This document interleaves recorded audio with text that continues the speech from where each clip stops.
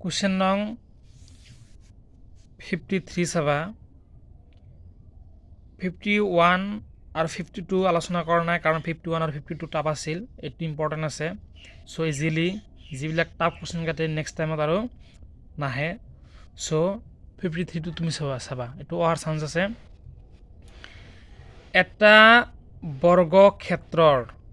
পৰিসীমা 36 মিটাৰ হ'লে ইয়াৰ কালি কিমান হ'ব অপশ্যন নম্বৰ 1ত কিমান দিছে 89 অপশ্যন নম্বৰ 2ত কিমান দিছে 94 মিটাৰ স্কোৱাৰ অপশ্যন নম্বৰ 3ত দিছে 81 মিটাৰ স্কোৱাৰ অপশ্যন নম্বৰ 4ত দিছে 76 মিটাৰ স্কোৱাৰ চ' কোনটো হ'ব আমি আলোচনা কৰিম আৰু প্ৰমাণ কৰি দেখুৱাই দিম মই কৈ দিছোঁ যে কোনটো হ'ব 81টো হ'ব মিটাৰ স্কোৱাৰ হ'ব এইটো আমি প্ৰমাণ কৰি দেখুৱাই দিম যে 81 কেনেকৈ হৈছে চাবা বৰ্গক্ষেত্ৰৰ বাহুৰ দৈৰ্ঘ্য এইটো সূত্ৰৰ পৰা আহিছে পৰিসীমা ডিভাইডেড 4 পৰিসীমা দিয়া আছিল 36 এইটো সূত্ৰৰ পৰা 4 লিখিছোঁ যদি তুমি হৰণ কৰা 4 9 গুণ কিমান যাব 4 দি 4 মাজত একবাৰ গ'ল 4 দি 4 মাজত একবাৰ 36ত কেইবাৰ যাব 9 বাৰ চ' কিমান হ'ল 9 মিটাৰ আকৌ লিখা হৈছে যে বৰ্গক্ষেত্ৰৰ কালি সূত্ৰ আমি জানো বাহু পূৰণ বাহু ইনটু বাহুৰ মান কিমান পাইছোঁ এটা বাহুৰ মান 9 মিটাৰ আৰু এটা বাহুৰ মান কিমান পাইছোঁ 9 9 যদি 9 ইনটু কৰা কিমান হ'ব 81 কালিৰ একক সদায় কিহত থাকে স্কোৱাৰত থাকে 81 মিটাৰ স্কোৱাৰ অপশ্যন নম্বৰ কিমান আছিল 3 চ' 81টো আমি কি কৰিলোঁ প্ৰমাণ কৰি দেখুৱাইলোঁ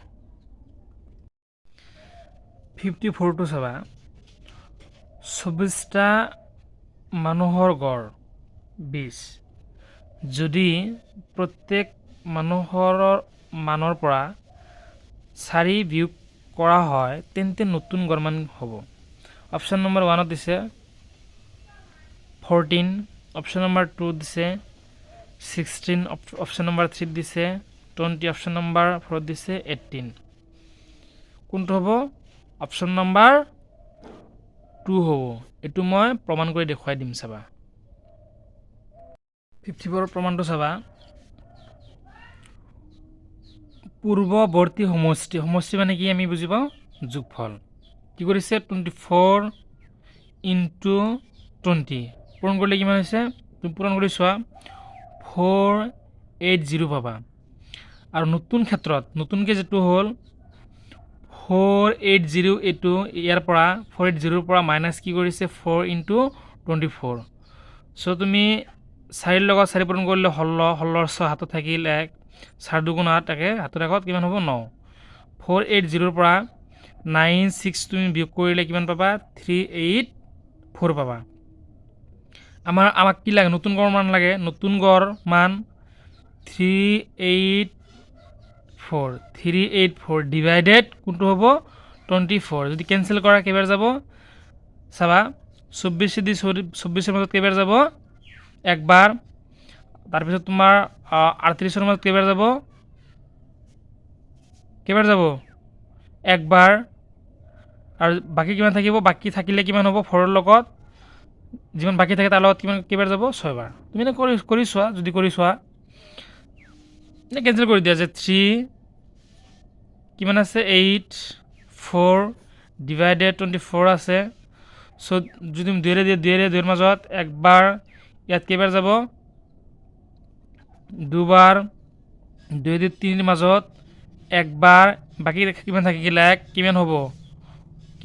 18 9 দুগুণে 18 9 বাৰ গ'ল ইয়াত কেইবাৰ যাব দুবাৰ আকৌ 2ৰে দিয়া 2ৰ ইয়াত 6 বাৰ যাব ইয়াত কেইবাৰ যাব 8 বাৰ আৰু দুগুণ 16 ইয়াত কেইবাৰ যাব ইয়াৰ পৰা 1 আহিল কিমান হ'ল 12 হ'ল 6 বাৰ গ'লে কেনসেল কৰি কেনে কিমান হ'ব চাবা ইয়াত কেইবাৰ যাব লাষ্ট গৈ কেনে কেনসেল যায় কেনে কিমান পাম আমি 16 পাম চ' কিমান পালোঁ 16